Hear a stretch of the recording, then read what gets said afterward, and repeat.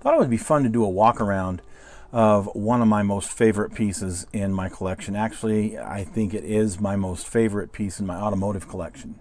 And that is my 1968 Mercury Cougar GTE with a 428.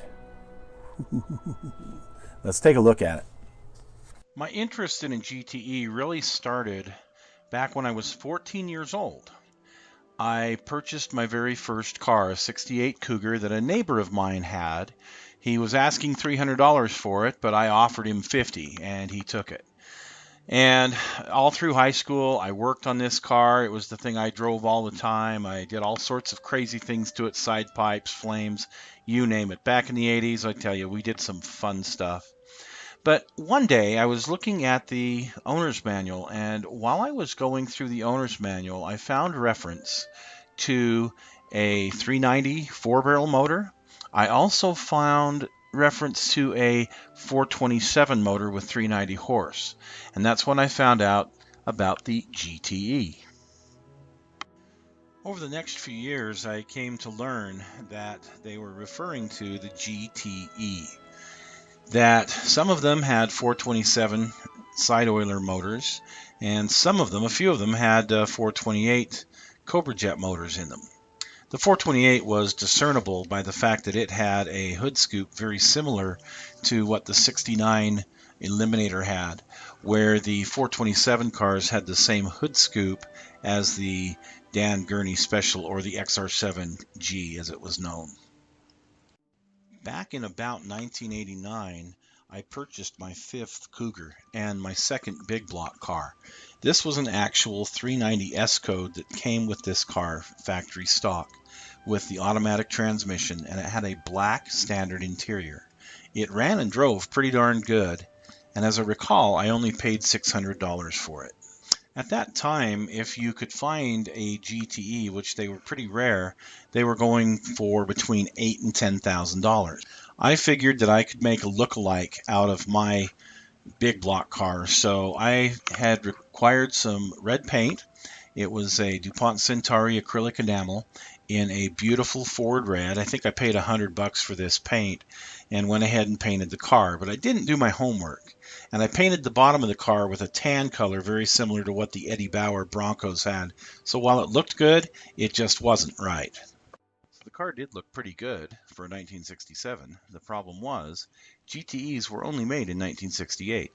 One cool thing I did acquire for the car was a 6-pack manifold, carbs, and air cleaner from a 406 Ford. I think it was from a 1962 Starliner I got it. However, I never did get it installed before I wound up selling the car.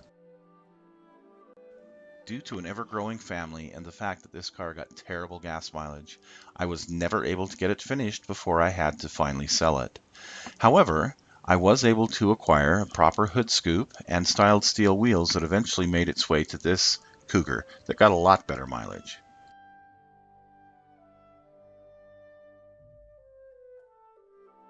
This particular model started life as a funny car kit. The only 68 body that I could find, or 67 body for that matter, was in a funny car that was being produced a few years ago.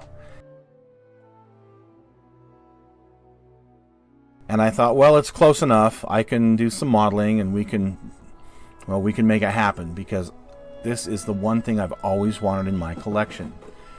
The 1968 GTE. There were 357 made with a 427 side oiler. Ooh, pretty cool, but they all had automatic transmissions.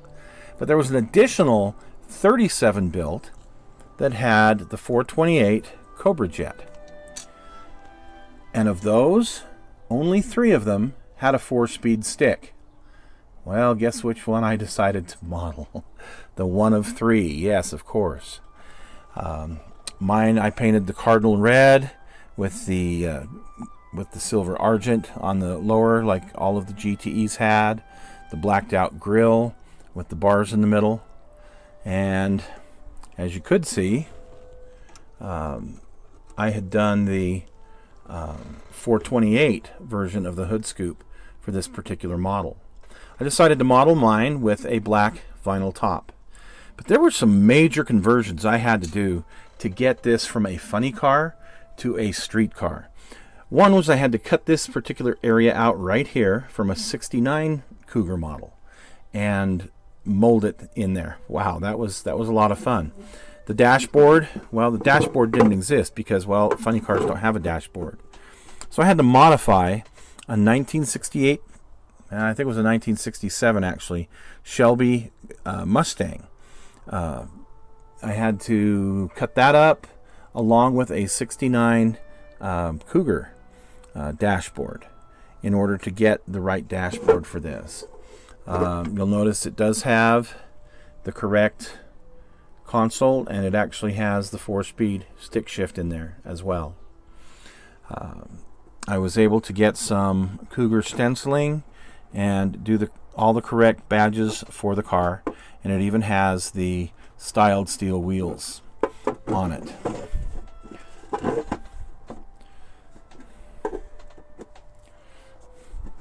Yeah, it's really is a pretty fun piece. It took so much work to get it to this point. I even got the Car of the Year badge on the window, the sticker on the window that came on all of these 68s, which was kind of fun. And on this particular one, I even modeled the 1968 owner's manual, of which I think I still have my original from my Cougar. Unfortunately, I was never able to get my hands on one of these beautiful GTEs, and you can see that it's got the wood grain dash like these GTEs had. So again, just a fun piece to build and put together and modify. I did the 428 Cobra Jet with the Ram Air and put all the markings on that belonged on it and in the engine compartment. Some things I would like to point out here. As I said earlier, had used decals for the script, the Cougar script on it, and also for the marker lights. However, I did use some strip styrene to raise those marker lights off the body just a little bit so that it looked more realistic. I also used door handles. The chrome door handles come from a 68 Charger kit, as I remember. On the rear, it has the correct quad tip exhaust. And I put a Utah license plate on it. Just so happens that this is a 1968 license plate that I had on my 68 Cougar, and one of my 68 Cougars, I should say. And I just took a picture of it and shrank it down. So there you go, my 1968 GTE Cougar.